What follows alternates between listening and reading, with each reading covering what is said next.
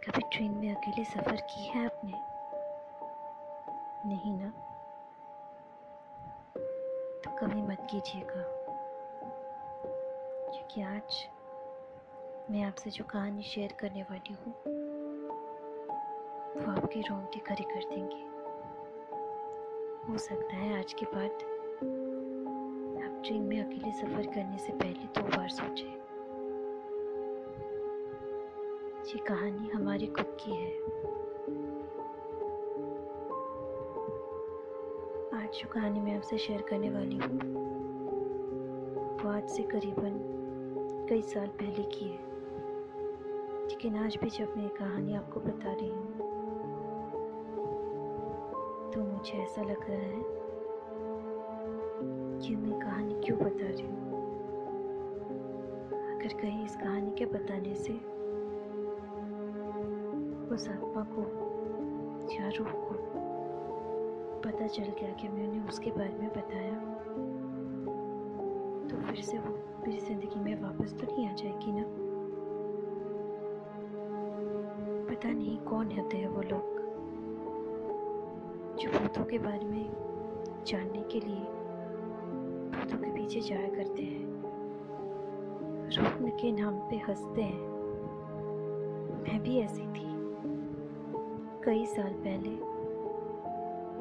जब मैं भी स्कूल के वैकेशन के बाद छुट्टियों में अपने आप को अकेला पाती थी। मेरे सारे दोस्त कहीं घूमने चले गए। हॉस्टल में रहने की वजह से मैं बहुत अकेली थी, लेकिन मैं सबके जैसे घर नहीं वापस आ सकती थी, क्योंकि मेरे घर पे कोई था ही नहीं। मेरे मम्मी पापा काम की वजह से बाहर गए थे। पापा का ट्रांसफरेबल जॉब उनको रहने के लिए मौका ही नहीं देती थी कभी हमारे पास, और जब हमें छुट्टी मिलती तो वो बिजी रहा करते थे। इसलिए जब हमने उनसे अपनी छुट्टियों में उनके पास जाने के लिए कहा तो उन्होंने साफ मना करके कहा, बेटा इस बार तो हॉस्टल में रह ले, बाद में तो हम तेरे पास आ ही सकते हैं ना, क्या करते हैं। मान लिया हमने और रह गए अकेले हॉस्टल में। लेकिन कुछ ही दिनों के बाद ऐसा लगा कि शायद यहाँ अकेले रहना अच्छा नहीं है, क्यों ना हम किसी एडवेंचरस ट्रिप पे जाए।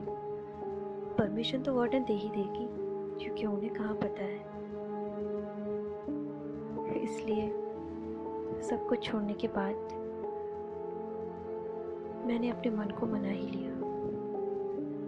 सामान थोड़ी सी ली और फिर सोचा कि आज हम किसी हॉन्टेड ट्रिप पे निकलेंगे, दोस्तों को भी पता चले कि हम में कितनी हिम्मत है।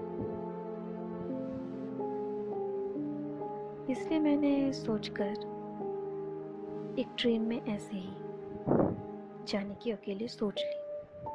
कितने बजे निकलना था?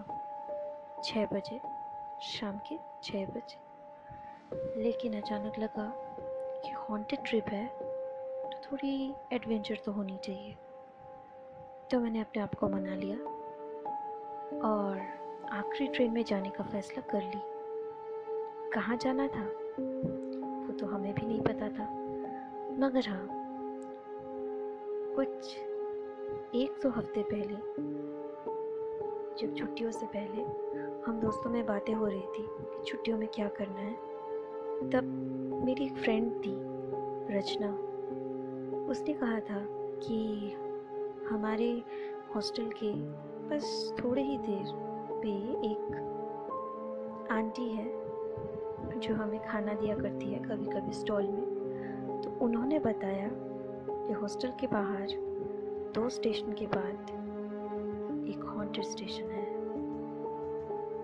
वहाँ के ऊपर से ट्रेन जाती तो है मगर वहाँ रुकती नहीं। तो और क्या था, मैंने भी ठान ली कि अब मैं उस स्टेशन को ज़रा सा देख ही लूँ। जाना था और वापस आना था, बस और क्या। बस आधे घंटे का सफ़र था, जाते वक्त आधा, आते वक्त आधा। टोटल 1 घंटे में सब कंप्लीट। ऐसा सोचकर हम निकल पड़े। रात के 11 बजे थे। ट्रेन आई और हम उस पर चढ़ गए। लेडीज़ कंपार्टमेंट में जाना था। अकेले थे, लेकिन हमें तो डर नहीं लगता। सफ़र के लिए हमने अपने आप को रेडी कर ली थी। म्यूज़िक सिस्टम, मोबाइल और थोड़े से वीडियो गेम्स भी साथ में। अगर कुछ लगे तो मैंने सोचा फ्रूट जूस ले लेते हैं, वो भी था साथ में। थोड़ी ही देर पर एक स्टेशन अचानक है और फिर आने लगा वो हॉन्टेड स्टेशन। मैंने खिड़कियों से झांक कर देखने की कोशिश की। अजीब है, ना कोई लाइट ना कोई और। फिर स्टेशन पे ट्रेन क्यों नहीं रुकती? सारे के सारे बुद्धू हैं। काश ये ट्रेन यहाँ रुक जाती, या फिर किसी भूत को मैं देख ही लेती, क्या फर्क पड़ता। सोचना बस सोचने तक ही रह गया। ट्रेन तो नहीं रुकने वाली।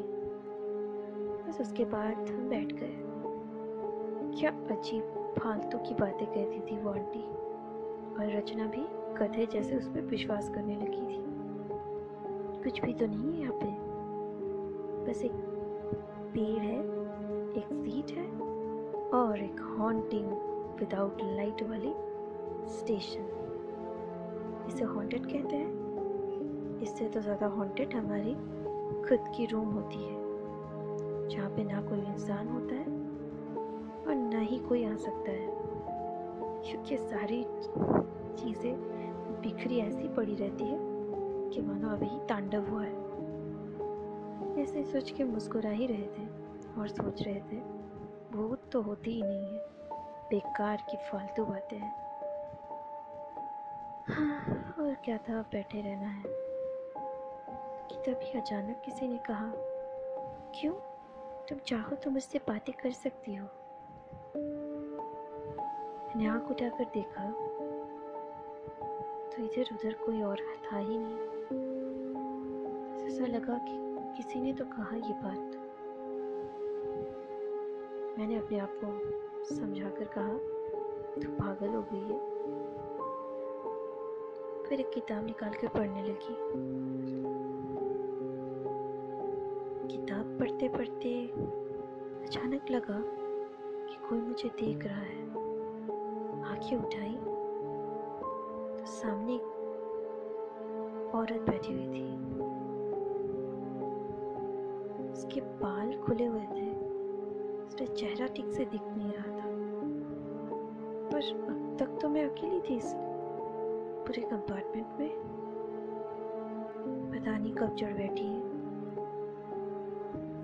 मैंने कहा, आंटी आप कहाँ से आई? कोई जवाब नहीं मिला।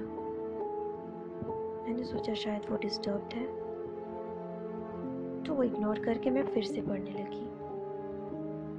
फिर सोचा एक बार उनसे बातें करने में क्या हर्ज होता है। ऐसा सोचकर किताब बंद करके मैं बोलने लगी, अगर आप चाहो तो मुझसे बात के।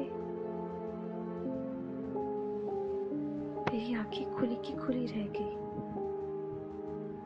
अभी जो आंटी बैठी हुई थी वो कहाँ है? आंखों के सामने तो कोई भी नहीं। फिर कौन थी वो? फिर से आवाज आई, मुझे ढूंढ रही हो।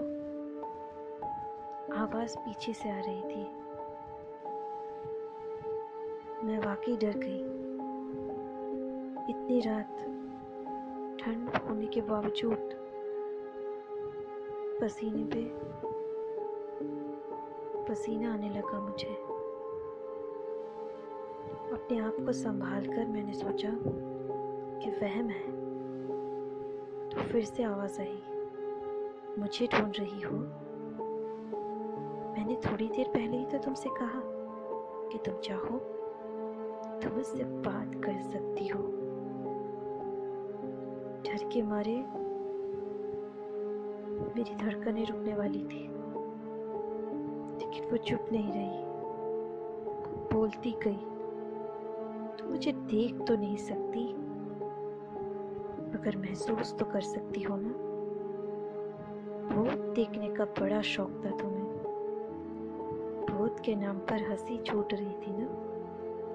क्या जानना चाहती हो कि स्टेशन हॉन्टेड क्यों है? क्योंकि इस स्टेशन को हॉन्टेड कहने वाले मेरे सामने आ चुके हैं। वो मुझे कभी देख ही नहीं पाए, मगर मैंने उन्हें महसूस करवाया।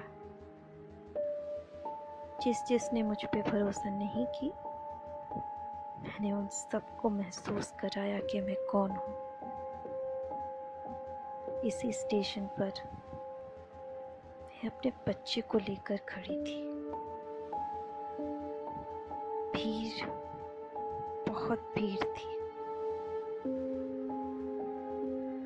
चढ़ने के लिए धक्कम धक्काई, और इसी धक्कम धक्काई में मेरा बच्चा मेरे हाथ से छूटकर रेल की पटरियों में जा गिरा, मगर किसी को परवाह नहीं थी। सबने अपने आप को संभालने में ज्यादा वक्त लगाया। मैं अपने बच्चे को बचाने के लिए जब ट्रेन चलने लगी तो मैं कूद पड़ी, और बस देखते ही देखते मेरा बच्चा और मैं दोनों कट के रह गए। मौत ने हम दोनों को अपने लपेटे में ले ली।